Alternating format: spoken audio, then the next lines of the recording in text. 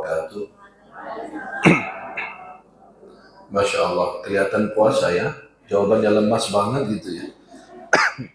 Assalamualaikum warahmatullahi wabarakatuh.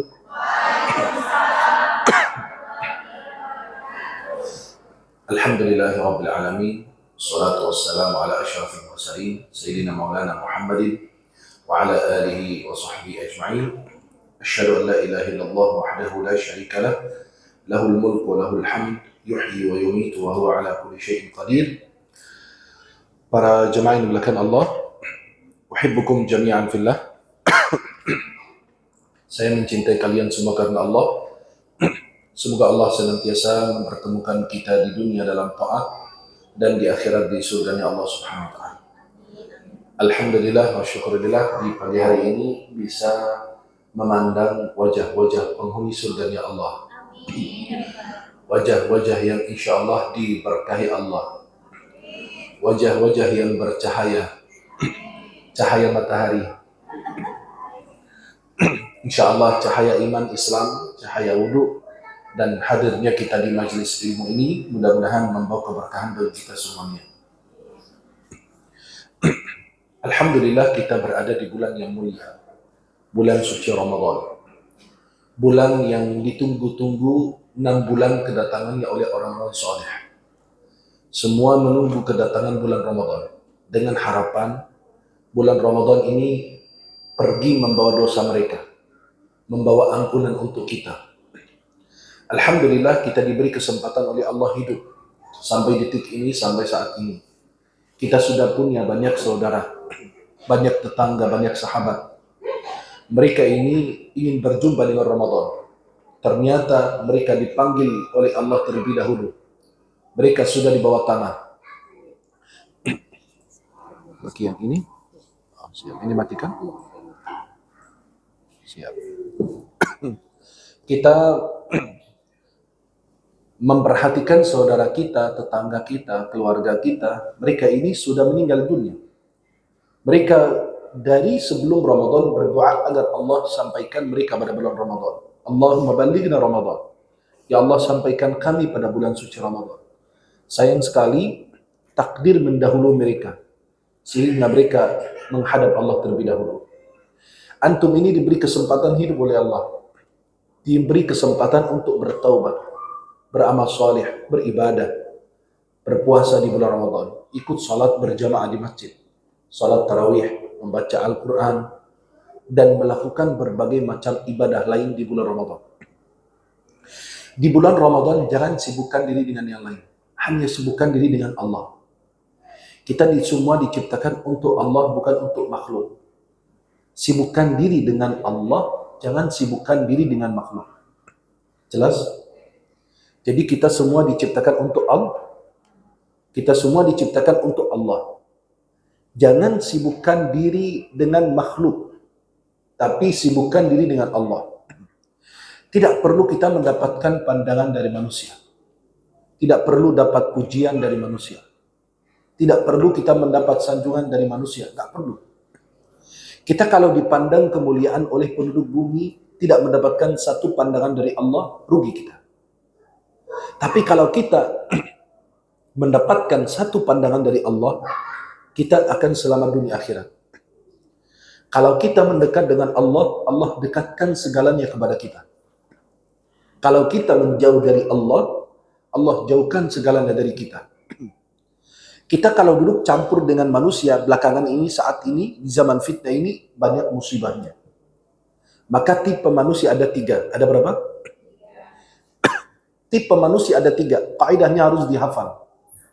Tipe manusia ada 3. Yang pertama, manusia layaknya udara. Manusia layaknya apa? Ada yang mau kehilangan udara? Sulit.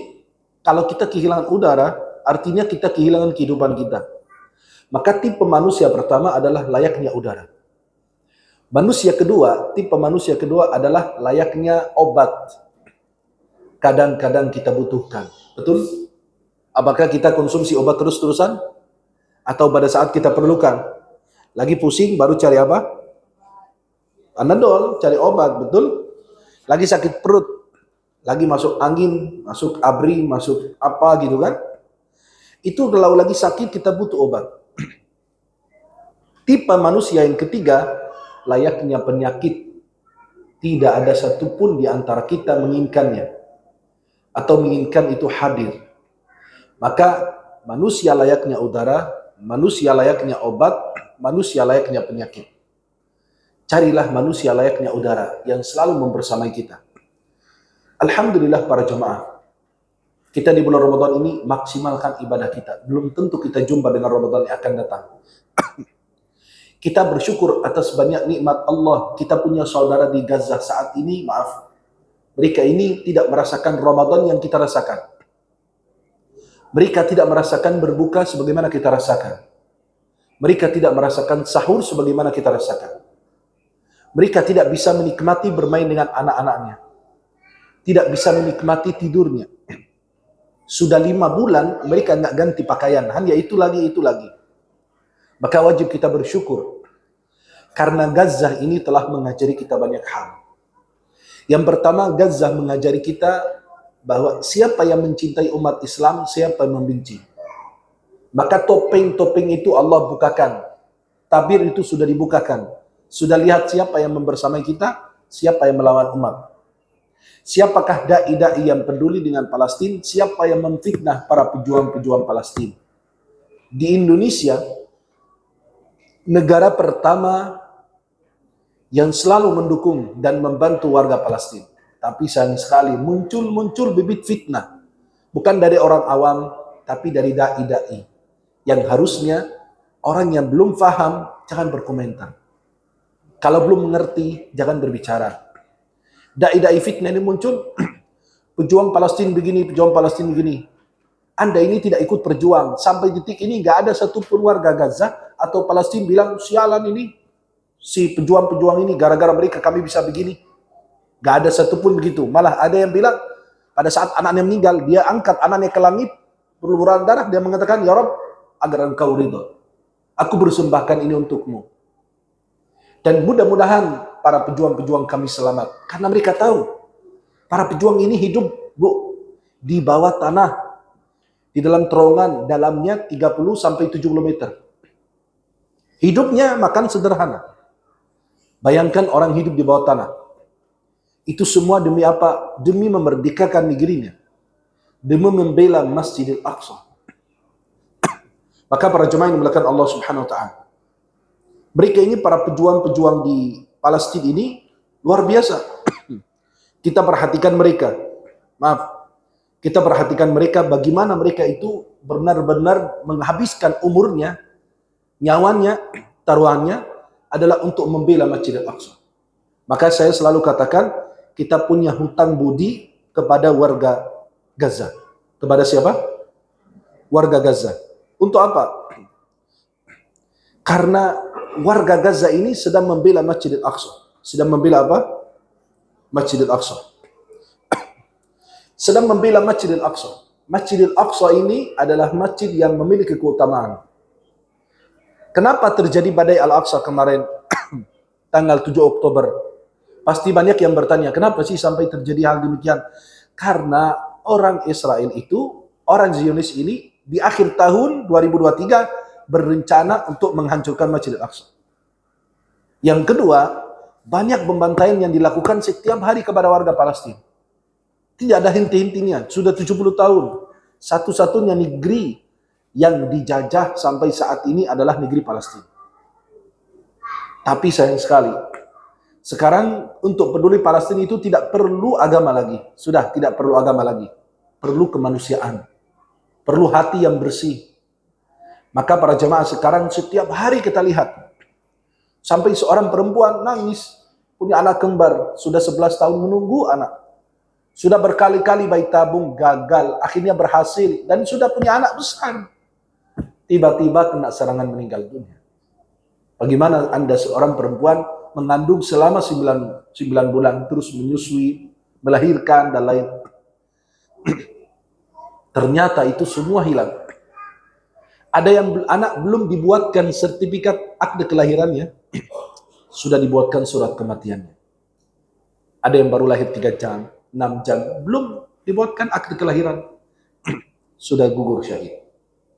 Kita yakin mereka itu masuk surga. Anak-anak kalau belum berdosa, anak-anak itu ya, maka tidak usah didoa, tidak usah doain dia udah langsung ke surga gitu. Apalagi belum balik. Maka ada jemaah kadang-kadang dia bilang, saya mau umrohin anak saya yang usia baru 2 tahun. Jangan, umrohin dirimu sendiri. Nggak usah mikirin dia udah lolos. Dia udah lancar jalannya ke surga. Bahkan anak-anak orang kafir yang meninggal sebelum balik, itu insya Allah menjadi ahli surga juga. Karena belum balik, belum ada catatan malaikat baginya. Maka setiap hari, setiap saat kita saksikan video yang ibu-ibu mungkin kadang-kadang udah gak tega lihatnya. Kadang-kadang, udah gak kuat. Ada, kalau saya kasih lihat sekarang video yang saya dapat dari Gaza langsung. Ibu-ibu mungkin gak bisa tidur. Wallah, pada saat kita semalam dijamu, berbuka, coba pernah gak kita bayangkan saudara kita di sana makannya gimana ya? Padahal jamaah menghidangkan makanan bermacam-macam. Saya kalau bilang sama teman-teman, ya Allah kita makan enak, teman kita di Gaza, saudara kita di sana, kok kasihan gak dapat begini ya?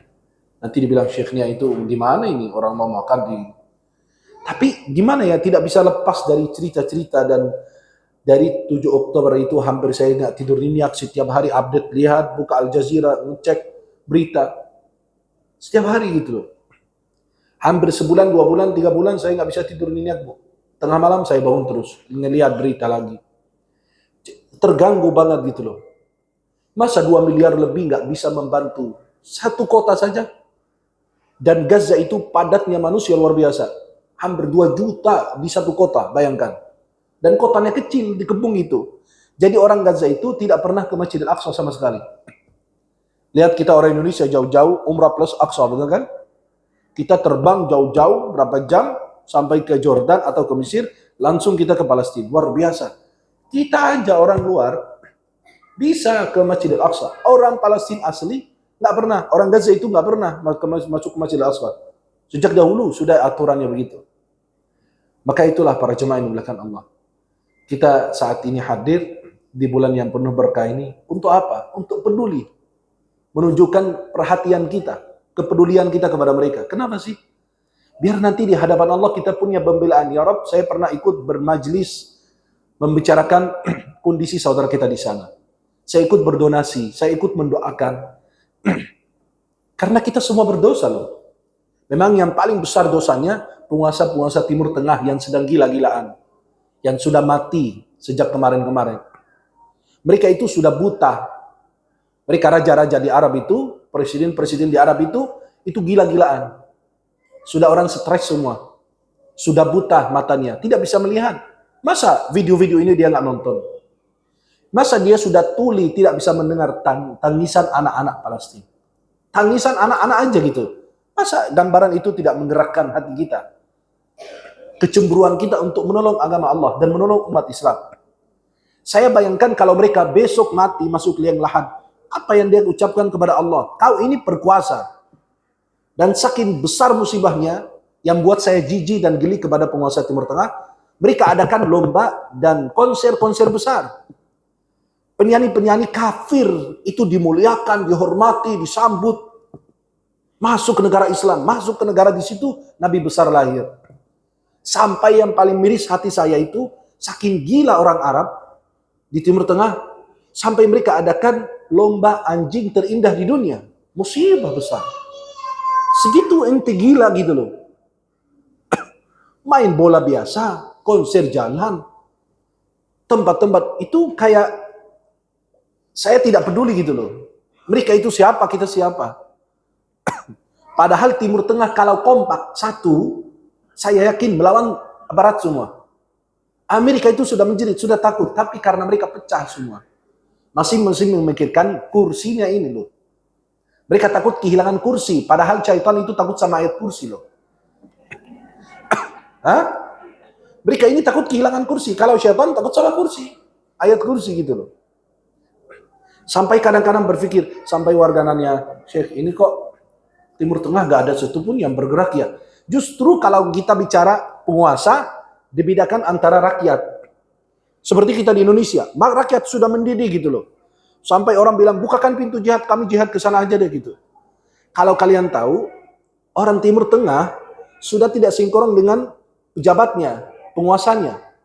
Sampai orang udah muak sama mereka. Kata mereka apa? Allah uji kita dengan penguasa-penguasa yang sangat bodoh di dunia. Yang sangat tidak layak jadi pemimpin kita. Kenapa? Kata mereka, kan kami nggak membebani. Bukakan aja pintu berbatasan kami jihad. Kami mati juga, kamu nggak terbebani gitu loh. Tapi malah Allahu Akbar. Makin lama makin parah. Sekarang ini Zionis lagi menghubung itu apa? Rumah sakit Ashifa. Sampai perempuan-perempuan diperkosa, dibunuh di situ. Ya Allah, saya kebayang di Sayyidina Umar bin Khattab hidup. Saya kebayang Salahuddin Al-Ayyubi hidup. Mereka memperjuangkan kemerdekaan ini, pembebasan Masjidil Aqsa, tapi sayang sekali malah sekarang mereka sia-siakan. Salahuddin Al-Ayyubi, Bu, gak mau tersenyum, gak mau senyum dia sama sekali. Kenapa? Masjidil Aqsa belum dibebaskan. Gak berani dia tersenyum. Tapi sekarang yang kita saksikan membuat hati kita miris. Apalagi sekarang di bulan Ramadan ini saudara kita di sana kesulitan. Air bersih aja susah. Listrik sudah lebih dari 5 bulan. Listrik sudah 5 bulan mati.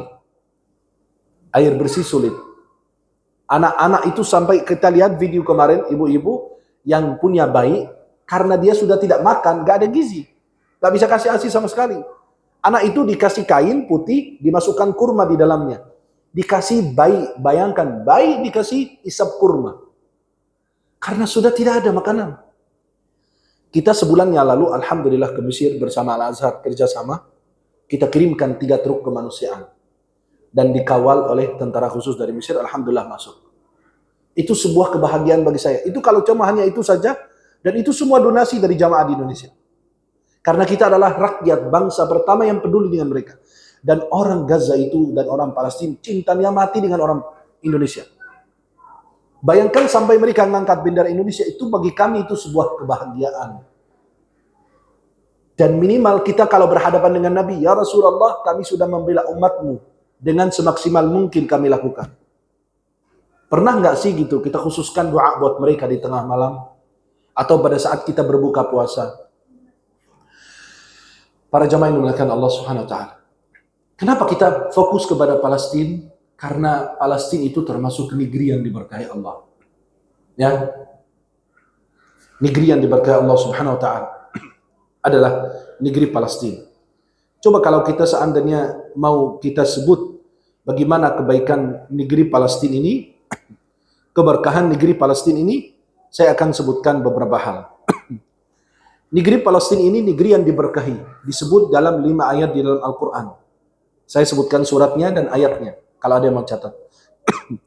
Negeri Palestina ini adalah negeri yang dipilih oleh Allah. Negeri yang diberkahi. Yang pertama, dalam surat Al-Isra ayat pertama. Ayat 1. Yang kedua, surat Al-Isra ayat keempat. Yang pertama tadi, Subhanalladzi asra bi'abdihi laylan minal masjidil haram ilal masjidil Aqsa. Masjidil Aqsa itu di mana? Di Palestina kan? Gak di tempat lain. Yang kedua, surat Al-Isra ayat keempat. Wa qadayna ila bani Israila fil kitabi la tufsidunna fil ard. Kalian akan melakukan kerusakan di muka bumi. Yang maksud al-ard itu merusak di bumi, yang dimaksud di sini adalah Baitul Maqdis. Yang dimaksud di sini adalah negara Syam dan berkhusus Baitul Maqdis. Yang ketiga, surat Al-Maidah ayat 21. Ya qaumi dukhulul ardal muqaddasah. Allah sebut atas lisan Nabi Musa alaihissalam, wahai kaumku, masuklah negeri yang suci. Masya Allah, ardul muqaddasah, Baitul Maqdis itu disebut apa? Negeri yang suci, Palestina. Kemudian yang keempat, surat Al-A'raf ayat 137. Surat Al-A'raf ayat 137. Terus yang kelima, surat Al-Anbiya ayat 71.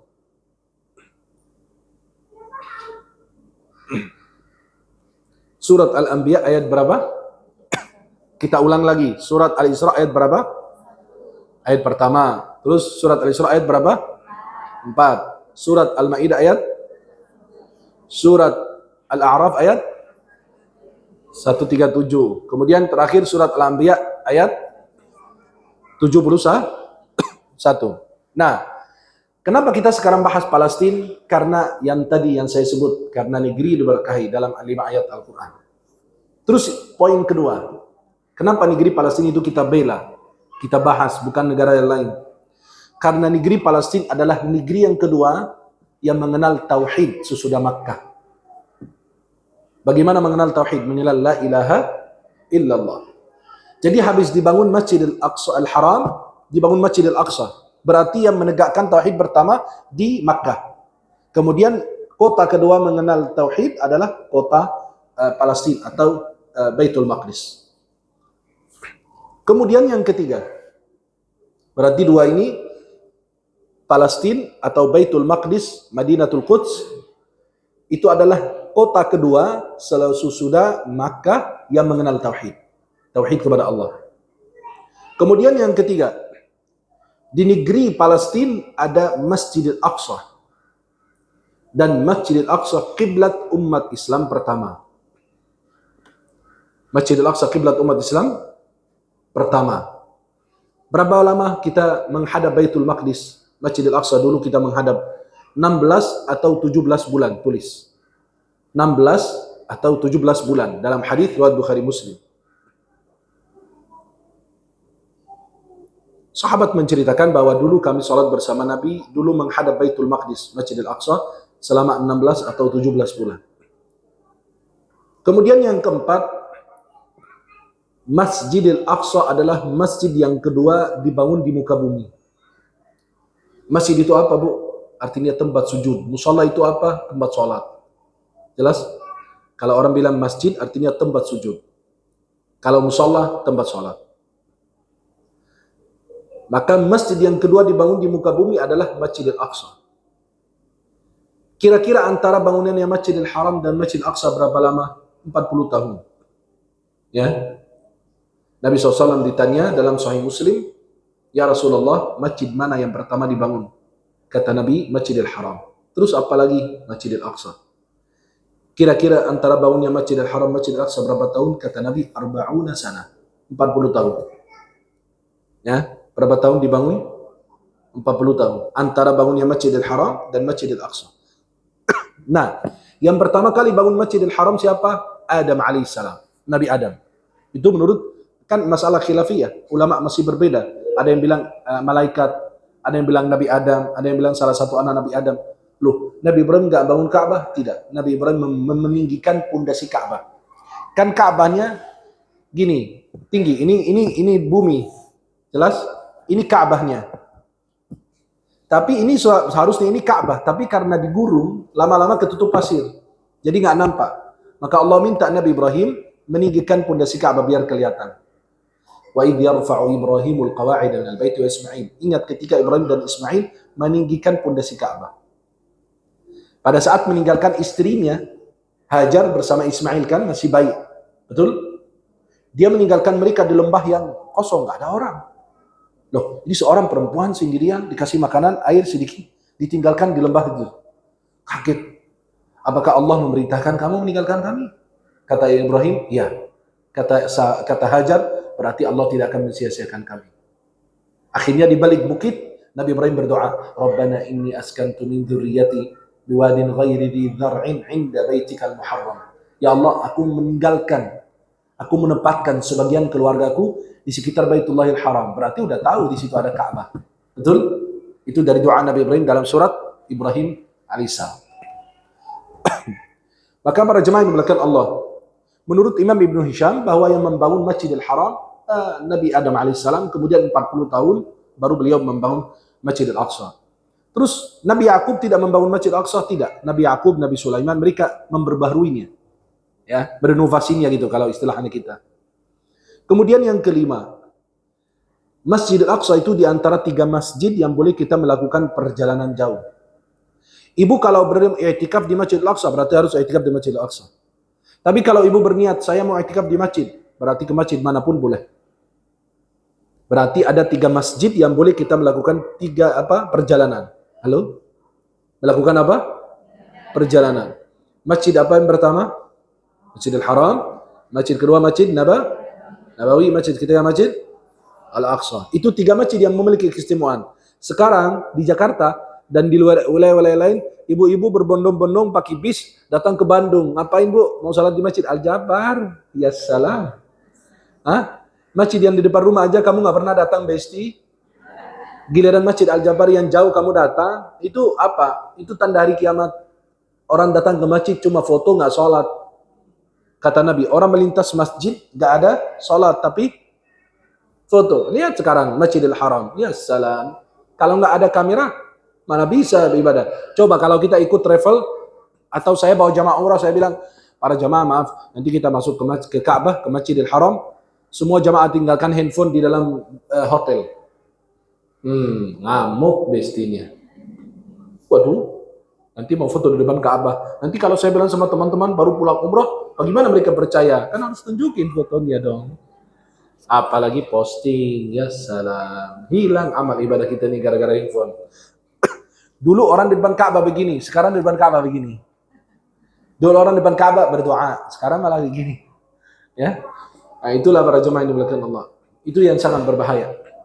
Orang sudah ibadah di tengah malam, salat yang kita sama Allah yang tahu, tidak, malah posting lagi sujud tengah malam. Alhamdulillah baru selesai tahajud. Nah, atau ada yang milih posting foto Ka'bah atau di depan Ka'bah, silakan teman-teman, aku masih di depan Ka'bah yang mau menitipkan doa. Yang benar aja lu. Nah, di depan Ka'bah main posting begitu. Oh, mau kasih tahu orang, Besti lagi haji, lagi umrah gitu loh. Dan kita rakyat paling heboh gitu loh. Kita Indonesia ini paling heboh kalau lagi umrah. Sampai takbirnya subhanallah walhamdulillah wala, teriak-teriak gitu loh. Pas lagi sa'i, lagi tawaf, yang lain diam-diam aja. Kita sendiri yang heboh gitu loh. Saya ada videonya seorang mutawif, Masya Allah, jamaahnya diajak, kayak nyanyi, kayak konser gitu loh. Ya. Dan subhanallah para jamaah, kenapa sih kita nggak bisa zikir diam-diam? Lebih tenang, tidak mengganggu khusyuan orang lain. Saya kemarin ada jamaah, itu pas kita lagi sa'i, terus saya kan baca zikir. Ada bapak-bapak, karena suara saya kecil, maksudnya biar tidak tinggi, biar nggak mengganggu yang lain lagi ibadah. Kata bapak-bapak ini apa? Udah aki-aki, kata dia. Aduh, saya nggak kedengaran syekh, saya mau di sebelah syekh aja. Alasan aja lu. Akhirnya dia di sebelah saya. Bukan dia jalan, tidak. Dia bagian kan ke ihram saya. Kain ihram saya itu ditarik-tarik sama dia. Yang namanya orang tua, pegang ke ihram. Pak, ini nggak ada dalaman. Kalau lepas, itu bahaya. Viral saya kemana-mana. Tolong jangan ditarik ya, gitu loh. Sampai kemarin bawa jamaah, unik sekali orang desa gitu. Orang desa tahu kan jalannya kuat, suruh lari kencang gitu loh. Pas kita lagi sa'i, ada kan lampu hijau gitu. Antara lampu hijau itu kita lari kecil, laki-laki doang, perempuan enggak. Saya bilang, Pak, nanti kita lari ya sampai lampu itu. Dia lari sampai ujung sana. Astagfirullah. Lah, kemana nih Bapak? Sampai ke sana ke Marwah, udah sampai Marwah aja itu Bapak. Allahu Akbar. Larinya itu udah kencang. Maka di antara 3 masjid yang diperbolehkan kita melakukan perjalanan jauh. Ibu kalau niat i'tikaf di Masjidil Haram, bagus. Masjidil Nabawi, bagus, boleh. Masjidil Aqsa, boleh. Tapi kalau niat i'tikaf di masjid yang ini, enggak. Tidak dianjurkan melakukan perjalanan jauh, safar untuk i'tikaf di masjid, kecuali 3 masjid ini. Kemudian yang keenam, Masjidil Aqsa itu di antara 4 masjid yang tidak akan dimasuki Dajjal. Mungkin baru pertama kali dengar ini. 4 masjid yang tidak akan dimasuki Dajjal apa? Pertama, Masjidil Haram. Yang kedua, Masjid Nabawi. Yang ketiga, Masjidil Aqsa. Yang keempat, Masjid At-Tur. Tulis, biar nggak lupa. Nanti kalau kalian sudah ketemu es teh manis, langsung hilang nanti hafalannya. Nah, Masjid At-Tur, pakai to. Ya. Masjid At-Tur. Ya. Masjid At-Tur itu apa? Bukit Tur yang Allah berbicara kepada Nabi Musa alaihissalam. Jadi Masjidil Haram, Masjidil Nabawi, Masjidil Aqsa, Masjid At-Tur. Itu masjid yang tidak akan dimasuki Dajjal. Jelas? Yang kita tahu dari dulu, Masjidil Haram, Masjid Nabawi tidak akan dimasuki Dajjal. Tidak. Ada riwayat bahwa ini 4 masjid yang tidak akan dimasuki oleh Dajjal. Kemudian para jemaah yang dimuliakan Allah Subhanahu wa taala. Berikutnya, Masjidil Aqsa ini disebut masjid sebelum ditaklukkan. Sebelum apa? ditaklukkan. Saya mau nanya, Masjidil Aqsa ini ketika Nabi Muhammad masih hidup belum menjadi milik umat Islam. Ibu-ibu kalau lihat Masjidil Aqsa itu bukan masjid yang kubannya emas, bukan. Bukan masjidnya yang kubannya hitam, bukan. Itu Masjidil Aqsa itu yang dimaksud bukan masjid. Itu komplek. Masjidil Aqsa itu kalau mau catat, Masjidil Aqsa itu adalah komplek luasnya 144.000 meter persegi. Itu yang di antara pagar itu, kalau ibu searching nanti Masjidil Aqsa, nanti keluar itu ada pagarnya. Semua yang di antara pagar itu, termasuk masjid yang kubannya kuning, kubannya ini, dan lain, itu semua area Masjidil Aqsa. Namanya komplek Masjidil Aqsa. Maka masjid yang kita sering lihat itu bagian dari Masjidil Aqsa, bukan Masjidil Aqsa. Masjidil Aqsa itu luasnya 144.000 meter persegi. Dimanapun kita sholat di area itu, insya Allah dapat pahala. Maka Masjidil Aqsa belum menjadi masjid betul, udah disebut oleh Allah. Subhanalladzi asra bi'abdihi lailan minal masjidil haram ilal masjidil Aqsa. Padahal Masjidil Aqsa itu baru ditaklukkan di zaman Umar bin Khattab. Di tahun 15 Hijriah. Di tahun berapa? Kan Nabi sudah wafat. Dan Nabi sudah memberitahukan, hitung 6 hal sebelum datang hari kiamat. Di antaranya, Fathu Baitul Maqdis. Menaklukkan Baitul Maqdis. Dan itu terjadi di mana? Di zaman Sayyidina Umar bin Khattab radhiyallahu anhu arda. Di tahun 15 Hijriah. Maka Allah memberi nama masjid sebelum dijadikan tempat sujud. Luar biasa. Kemudian berikutnya, Masjidil Aqsa adalah tempat Isra'nya Rasulullah Muhammad SAW. Kan Nabi dari Masjidil Haram ke Masjidil Aqsa. Jadi tempat Isra'nya Rasulullah ke Masjidil Aqsa. Kemudian apalagi tempat Mi'rajnya Rasulullah dari Masjidil Aqsa. Nabi sampai di situ kan Nabi naik apa? Waktu lagi terbang dari Masjidil Haram ke Masjidil Aqsa naik apa? Naik apa? Bukan Garuda ya. Naik buraq. Nabi naik buraq, buraqnya itu diikat di tembok di situ, namanya tembok buraq. Yang orang Yahudi bilang tembok ratapan. Itu namanya tembok buraq, bukan tembok ratapan, itu istilah Zionis, itu urusan mereka. Tapi kalau umat Islam kenalnya namanya tembok buraq, karena Nabi mengikat buraqnya di situ. Dan Nabi SAW mengimami para Nabi dan Rasul dengan sholat 2 rakaat. Maka tempat mi'rajnya Nabi dari situ, dari Masjidil Aqsa. Kemudian para jamaah yang dimuliakan Allah, yang terakhir yang saya ingin sampaikan adalah pertemuan paling mulia selama sejarah adalah pertemuan di Masjidil Aqsa. Pertemuan siapa? Nabi Muhammad bersama para Nabi dan Rasul yang lain. Nah, pertemuan paling mulia di muka bumi apa? Pertemuan siapa? Nabi Muhammad bersama para Nabi dan Rasul yang lain. Ibu pernah dengar nggak cerita bahwa Nabi mengimami para Nabi dan Rasul? Betul? Mereka sholat di belakang Nabi, jadi makmum. Jumlah para Nabi 124.000. Jumlah Rasul 313 atau 315. Ya, 313 Rasul. Semua menjadi makmum di belakang Nabi. Mereka kumpul di mana? Masjidil Aqsa. Ada nggak tempat lain mereka kumpul? Nggak ada. Berarti tempat itu yang diberkahi oleh para Nabi dan Rasul. Semua dihidupkan oleh Allah. Nabi Isa turun dari langit, dan para Nabi dan Rasul yang lain hidup. Mereka jadi makmum di belakang Nabi Muhammad SAW. Maka menjadi pertemuan paling mulia di muka bumi. Bayangkan semua para Nabi dan Rasul dihidupkan kembali, berkumpul di satu tempat di negeri Palestina. Tak ada di negara lain. Ya. Kemudian kalau mau ada tambahan, makam para Nabi dan Rasul banyak di masjid di Palestina. Makam para Nabi dan Rasul di mana? Di Palestina. Siapa?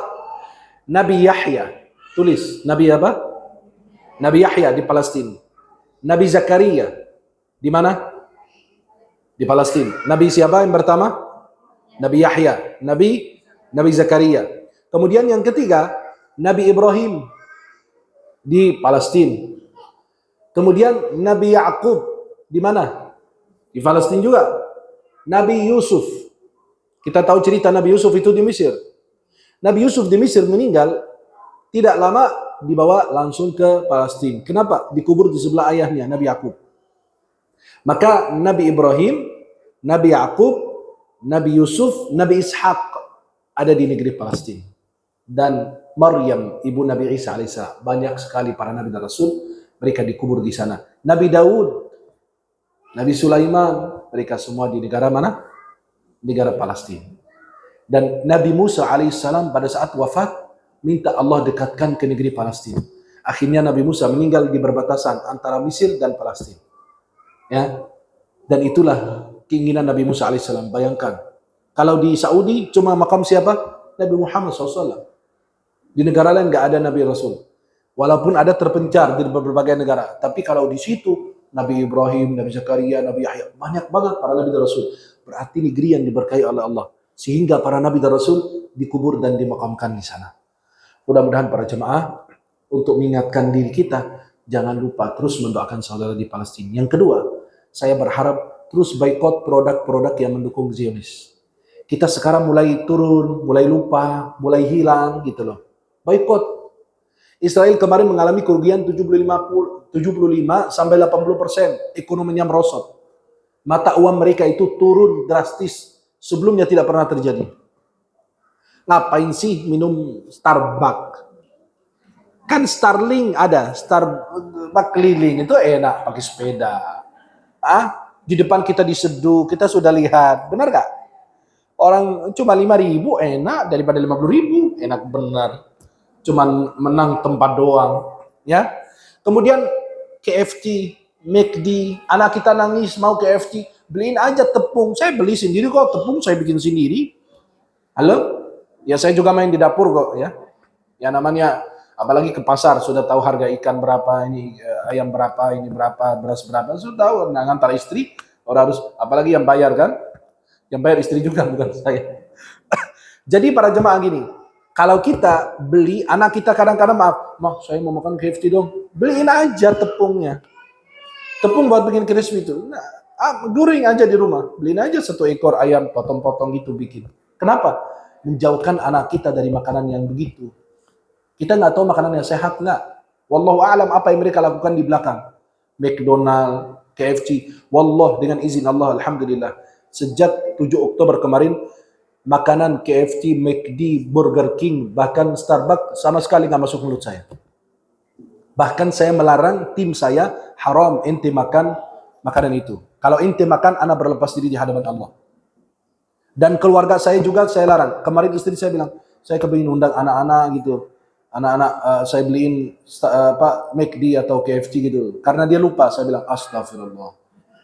Kamu memberikan kebahagiaan atas penderitaan orang? Oh, saya lupa kata dia. Kamu masak di rumah, kalau nggak beliin makanan yang lain kok. Nggak masalah. Padang kek, apa kek, nggak masalah. Nah, maka kalau kita perhatikan sekarang, orang-orang yang anak kita kepingin beli Burger King, nggak, beliin aja rotinya, kita bikin burger di rumah. Nggak masalah.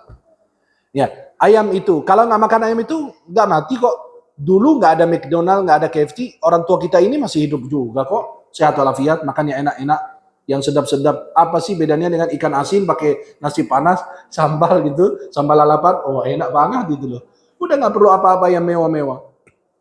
Nih, pecel ayam, pecel lele di pinggir jalan, enak, sehat walafiat, panjang umur kita malah. Makan terus dikasih ada sambal, nambah nasi bisa, es teh manis, pakai jengkol, pakai pete gitu loh. Nah, kalau saya nggak makan yang begitu. Bahaya, nggak berani karena sering naik pesawat bolak-balik. Nanti kalau masuk kamar mandi pilotnya bisa mabuk. Ya, kemarin aja pilotnya aja nggak cium bau jengkol aja udah bisa sampai ini hasar 2,5 jam aja tidur di pesawat. Sampai pesawat keluar jalur, sampai viral kemana-mana. Apalagi kalau dia dibukain kamar mandi, baunya bisa kemana-mana gitu loh. Ya, maka para jemaah yang dimuliakan Allah Subhanahu Wa Taala, boikot produk ini terus lakukan. Maaf, itu minimal bisa kita lakukan. Biar menjadi pembelaan di hadapan Allah kok. Terus kirimkan doa. Jangan lupa pada saat kita berbuka, pada saat azan, turun hujan, seperti yang malam, lagi bangun tahajud. Kan doa aja. Saya alhamdulillah setiap hari doakan mereka. Kalau nggak dalam sholat, dalam sujud, atau di waktu mustajab doa. Itu aja. Kenapa? Pembelaan di hadapan Allah, itu yang bisa saya lakukan. Donasi kalian ini yang kalian masukkan di kotak, 2.000, 5.000, 10.000. Jangan remehkan. Itu menjadi benteng di hari kiamat nanti. Bahwa kami sudah pernah menyalurkan, ini semua akan berubah menjadi air, menjadi makanan, menyelamatkan nyawa orang. Menyelamatkan anak kita juga dari hal yang tidak ada Allah SWT. Tapi diniatkan, Ibu-ibu yang tadi berinfak, diniatkan, ya Rob, biar anak saya jadi soleh.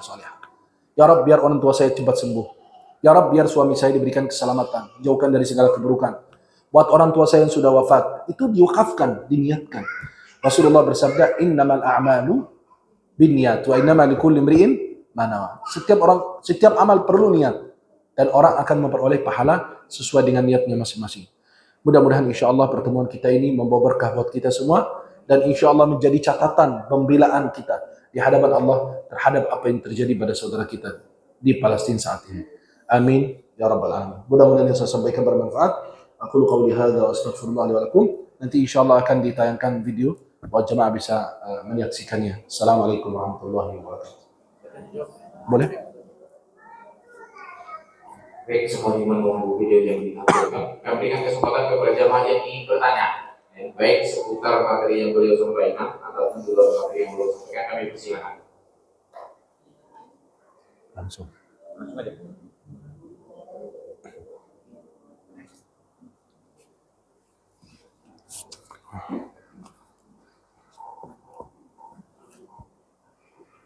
Bismillahirrahmanirrahim. Assalamualaikum warahmatullahi wabarakatuh. Waalaikumsalam. Nama saya Halimah. Izin terima kasih sebelumnya. Halimatus Sa'diyah bukan? Halimatus Sa'diyah bukan? Bukan Ustaz. Oh iya. Izin bertanya Ustaz. Izin menjawab. Bagaimana kita menyikapi saudara-saudara kita yang sedang kita ajak untuk berdonasi ke Palestina, tapi alasan mereka selalu bilang, ngapain jauh-jauh donasi kalau tetangga rumah kita aja masih makanannya susah, tetangga kita aja masih banyak para janda, atau banyak alasan seperti itu Ustaz. Kita mengarahkan, kita ceritakan sedikit-sedikit gitu kan supaya paham juga, tapi tetap ngeles dengan hal-hal lain. Bagaimana cara kita menyikapinya Ustaz? Siap. Terima kasih. Assalamualaikum warahmatullahi wabarakatuh. Salam. Anak catat dulu. Ada lagi? Silakan. Saya catat. Nanti Anda tinggal jawab semuanya sekaligus. Silakan. Tentang puasa boleh. Ada lagi? Waalaikumsalam. Masih terkait dengan pertanyaan ini tadi, kalau itu kan boy Pak. Nah. Makin di sini PFC atau itu makin kami aja gitu. Iya.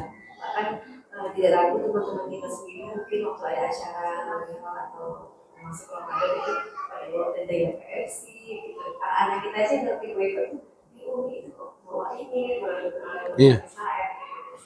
Sudah kita sosialisasi juga lewat postingan story gitu kan, tapi kok nggak hatinya di mana sebenarnya Ustaz? Siap. Ada Ibu? Ada lagi? Satu lagi?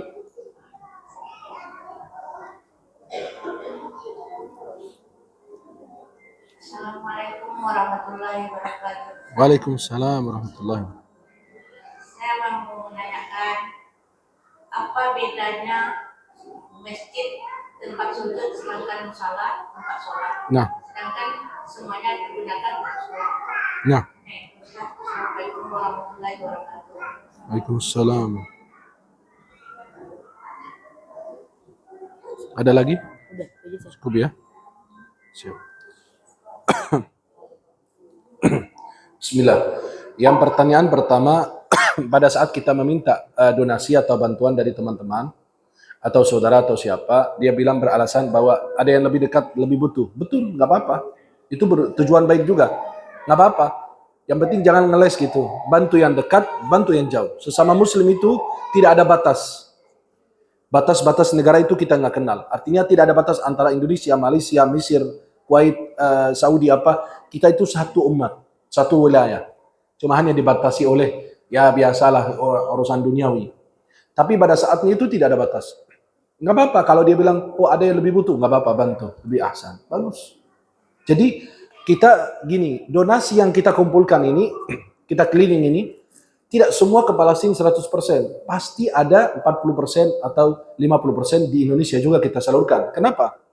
Biar seimbang, biar adil. Mereka di sana kebagian, di sini juga kebagian. Karena kalau kita kirim semua ke sana, ya di sini kita kesulitan. Karena di sini banyak juga yang membutuh.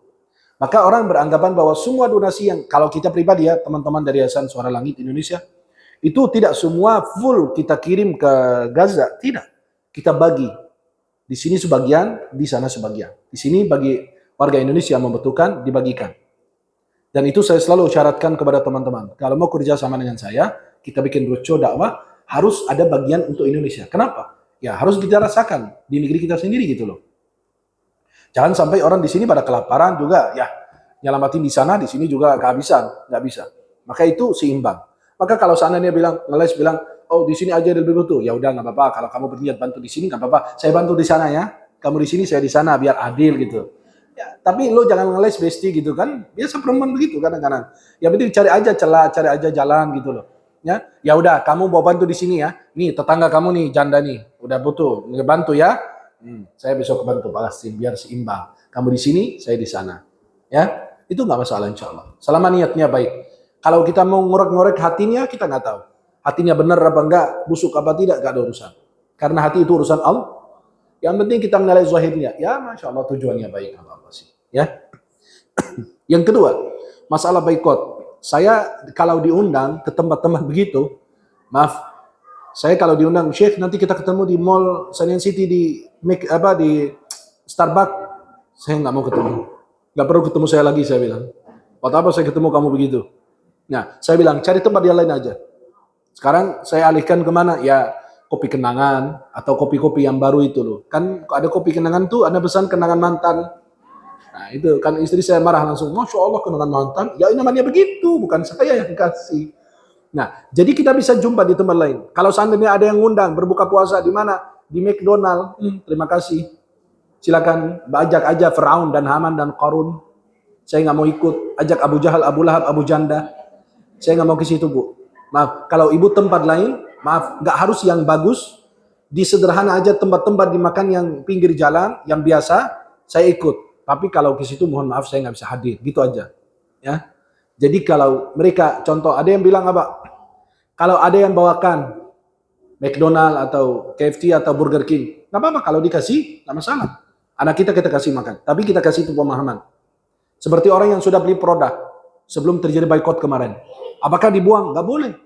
Dimanfaatkan, dihabiskan, baru nggak boleh beli lagi. Jelas? Kalau orang kasih kita maaf, ini McDonald atau KFC dan lain. Dia kasih kita, apakah kita buang? Nggak boleh, mubazir.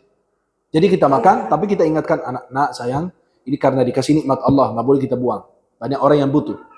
Atau kalau mau, kasih aja orang yang, biar anak kita terdidik aja. Karena kita sudah biasakan, rumah kita disterilkan. Dengan apa? Dengan mereka boikot. Tiba-tiba anak mamahnya pulang bawa, ini McDonald atau bawa KFC atau makanan yang lain, sampai anaknya bilang, ya Allah ma, katanya nggak boleh. Mama aja bawa, mama nggak bawa, itu dikasih orang, nggak percaya. Nah itu kan namanya anak-anak ngeles juga sama maknya. Jadi bisa dikasih ke orang di pinggir jalan dan lain, itu lebih aman. Ya, wallahu a'lam bishawab. Maka kalau seandainya punya teman-teman, kita ini kita ini dai, berdakwah, mengajak, bukan hakim menghakimi. Kita nasihatin, mau diamalkan silakan, nggak ada yang urusan dia. Saya berdakwah. Saya nggak pernah maksa orang, dan saya tidak mau maksa orang, bukan urusan saya. Nabi aja nggak bisa maksa orang. Islam aja tidak ada paksaan. Maka kita berdakwah, menyampaikan, menasihati. Ad-dinu nasiha, agama itu adalah nasihat. Kalau kita menasihati, mendakwahi, akhirnya dia nerima, alhamdulillah, bersyukur. Tapi kalau belum, terus mendakwahi dia, terus menasihati dia. Kalau seandainya masih ngeles, ya udah lupakan aja. Wa tawasaw bil haqqi, wa tawasaw bis sabr. Nah, yang ketiga pertanyaan ibu, apa sih bedanya masjid dan musola? Kan dua-duanya buat sholat. Nah, Besti kan belum tahu. Kalau kita masuk ke musola, tidak ada tahiyatul musola. Jelas? Ibu kalau masuk ke musola langsung duduk. Tapi kalau masuk ke masjid, sholat tahiyatul masjid. Jelas? Sebagian ulama mengatakan musola tidak bisa didirikan sholat Jumat. Tapi didirikan di masjid jami', masjid besar. Kalau mazhab Syafi'i minimal 40 orang. Jelas bunda? Maka masjid itu dikatakan untuk i'tikaf. Tapi kalau musola tidak bisa digunakan i'tikaf. Itu perbedaannya. Jadi perbedaan dalam istilah fikih. Dalam memfungsikan musola ini buat apa? Musola ini sholat 5 waktu. Tapi sholat Jumat tidak. Masjid ini sholat 5 waktu plus dengan sholat Jumat. Iya. Kemudian tahiyatul masjid ada. Tahiyatul musola tidak ada. Ya. Kemudian i'tikaf di masjid. Bukan di musola. Jadi laki-laki perempuan i'tikaf di masjid, bukan di musola. Jelas Bunda? Itulah perbedaan menurut ulama fikih terkait masalah masjid dan musola. Ya, Allah Taala a'la wa a'lam bis-shawab. Nah, silakan. Baik, terima kasih kepada Syekh Al-Armisti. Di sini kami umumkan donasi yang terkumpul melalui kotak infak tadi terkumpul Rp2.366.000. Alhamdulillah. Baik, mari kita sejenak untuk memperhatikan video yang sudah disiapkan oleh tim kita terkait kondisi saudara-saudara kita di Gaza Palestina.